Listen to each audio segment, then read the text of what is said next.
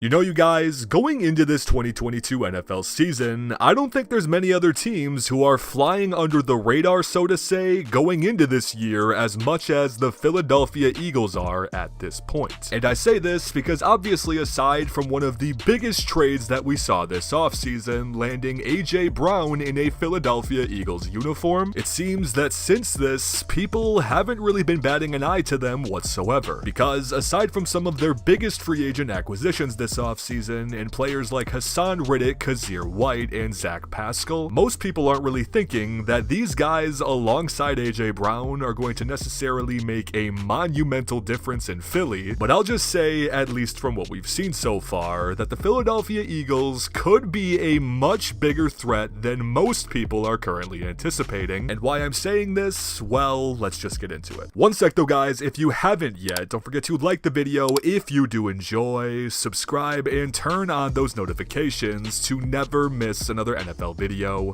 Love you guys. We're going to be coming out with brand new videos every single week as the season goes on, so trust me, you do not want to miss out. But anyway, let's get back on topic with the Philadelphia Eagles, who, when looking at last year and referring to Jalen Hurts in specific, the case can definitely be made that he had an overall solid season while also having some very obvious room for improvement. But if you were to try to find one major reason as to why we didn't see better from Jalen Hurts in 2021, it can most certainly tie into the inconsistency of weapons Jalen Hurts had to continually deal with at the wide receiver position. Cause when you actually just sit back and take a look at what Jalen Hurts was dealing with last season, the game plan essentially just turned into getting the ball to either Devonta Smith or Dallas Goedert every time that Jalen Hurts dropped back, and of course, when that didn't work, they just relied on the run game. And the numbers can definitely testify to this, as the Eagles barely averaged over 200 passing yards a game last year, which ranked 25th out of all teams in the league. So yeah, I mean, it didn't necessarily take a genius to figure out with the inconsistency you were getting out of some of your young guys like Jalen Reagor and JJ Arcega-Whiteside, that the Eagles definitely had to mix some things up in their wide receiver room. And